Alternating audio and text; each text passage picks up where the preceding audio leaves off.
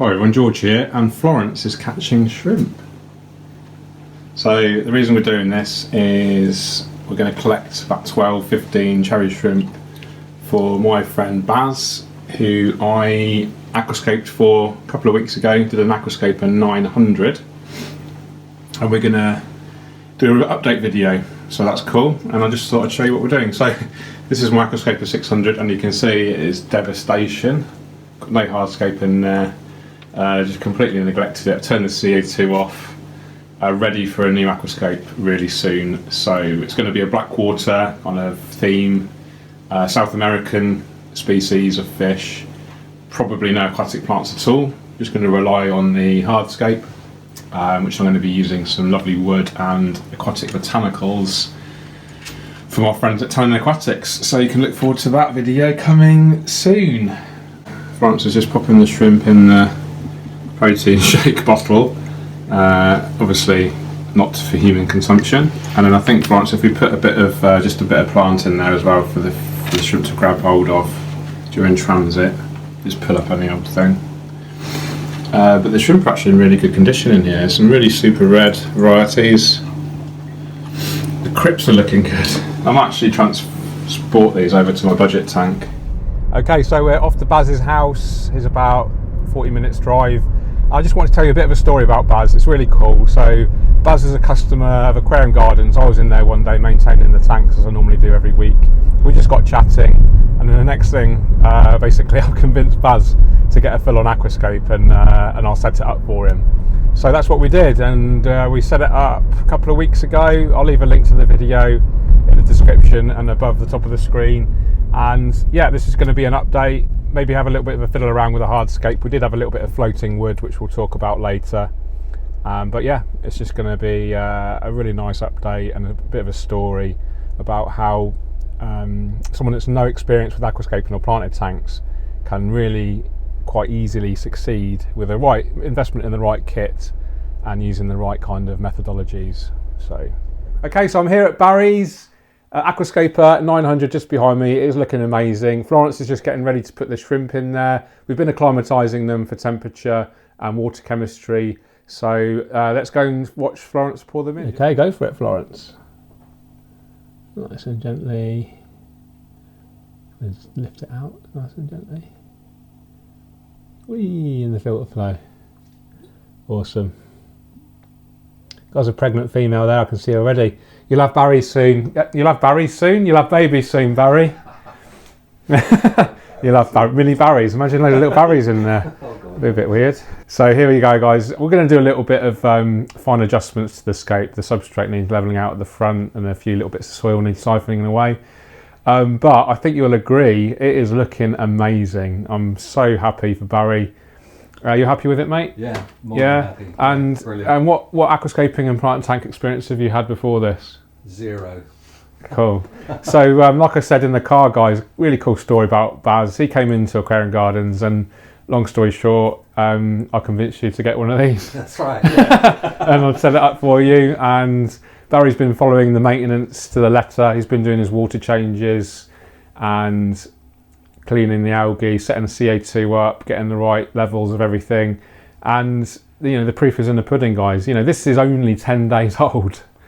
And so Barry, obviously invested in decent kit to start with, a decent amount of plants, and the result is an already kind of mature and stunning looking aquascape. So I'll just take you through the equipment that we've got. From the top, we have got the Twinstar 900E, which actually is going to be replaced with a 900S soon. The S is actually an improved version with a bit more powerful. It is, I think it's about 20% more power. It also has a more of a pinky purple kind of colour rendition, which brings out the colours, especially of red plants and any red fish and blue fish. No fish in here yet. We've just literally put shrimp in there, but well, in a couple of weeks I would recommend Barry put in probably 20 or 30 small shoaling species, and we'll go through some options with him later.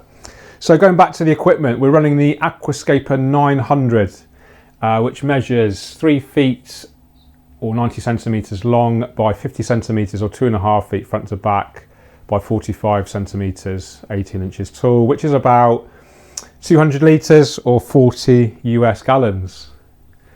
Filtration, we've got the Oase Biomaster 600, great filter. Comes built in with a heater and a quick release pre-filter for super easy maintenance.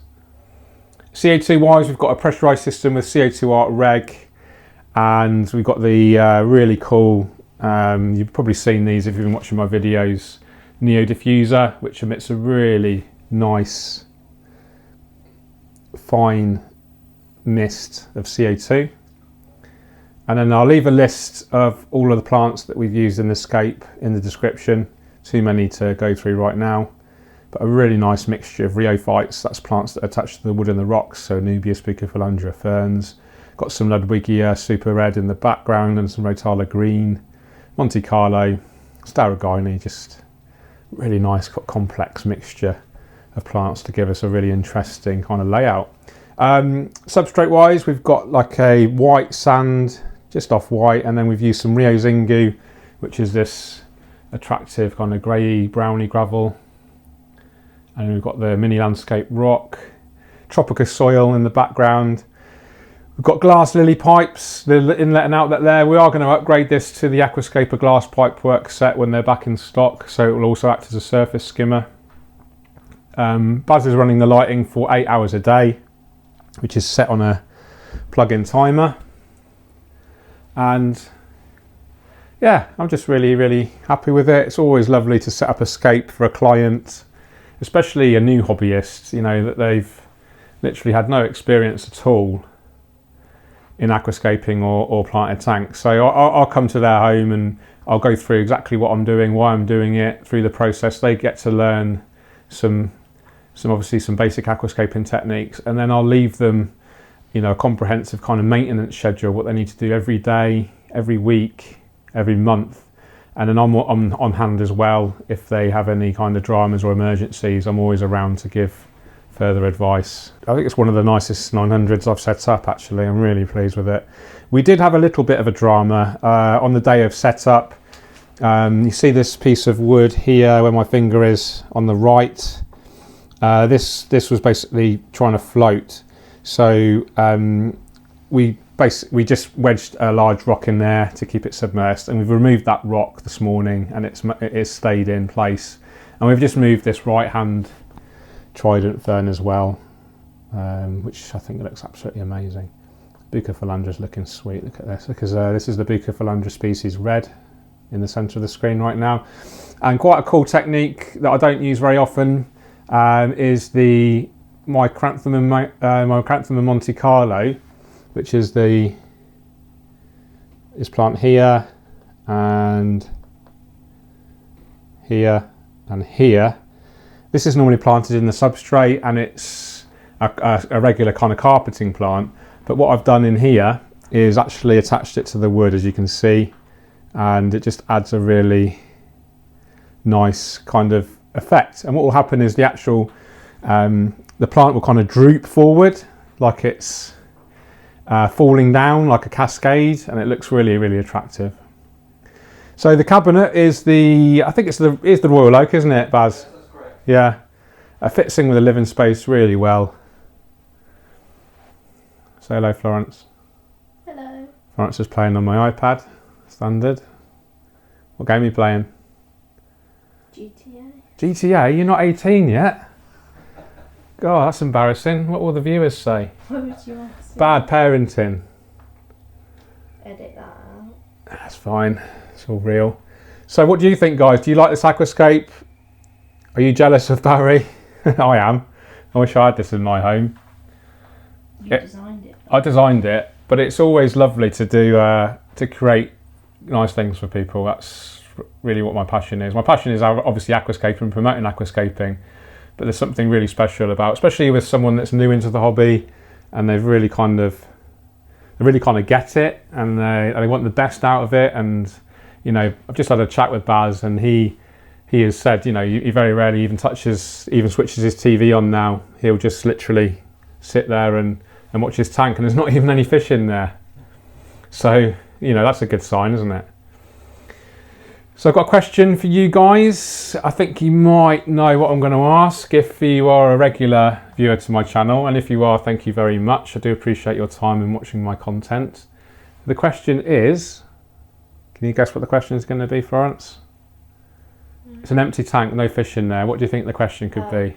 What fish do you think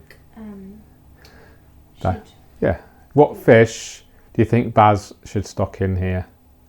So, you know, should he just stock the one species of display fish, maybe a few algae-eating shrimp and fish, or should he stock 2 or 3 species? Should he have maybe a couple of feature fish and then a large shoal of smaller fish? Let me know in the comments what you'd stock in here. Really, always really interested to know your thoughts. Have you got any thoughts, Baz, what you want in here yet? Cardinals. Cardinal tetras, classic, yeah. Oh, look at the view from this side. It's great, isn't it? Yeah, it's good. It's good from all angles. Apart from the angle over there, that I can't get. Which you can't see. That's fine.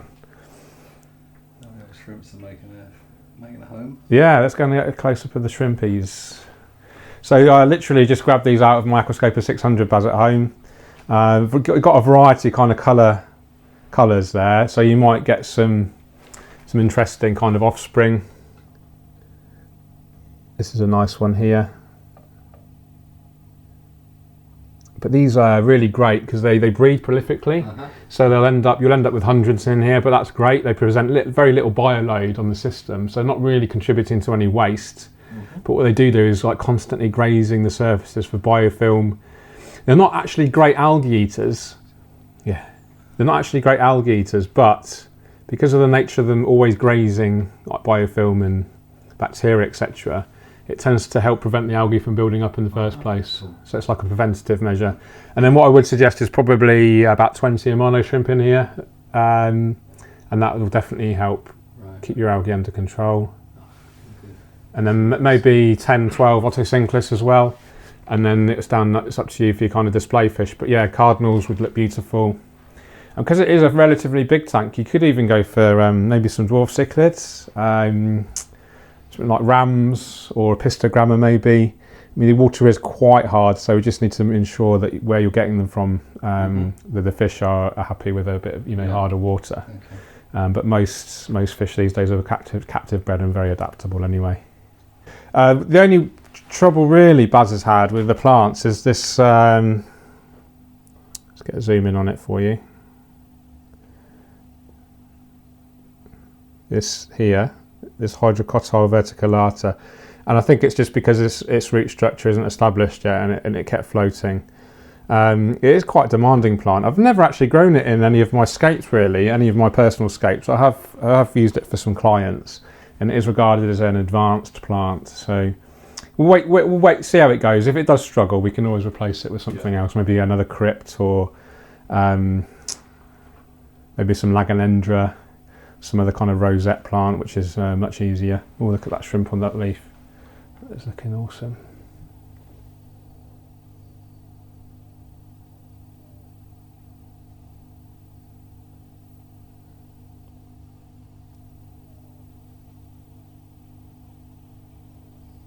It's a nice one, that. And then so when you're doing your water changes next, Baz, if you just kind of carefully wave your hand just above the plants to dislodge, because I could just see a little bit of the detritus settling on the leaves. Yeah. If you just kind of gently wave your hand, you can see all the stuff come up, and then you can siphon that out. Yeah, it's looking great.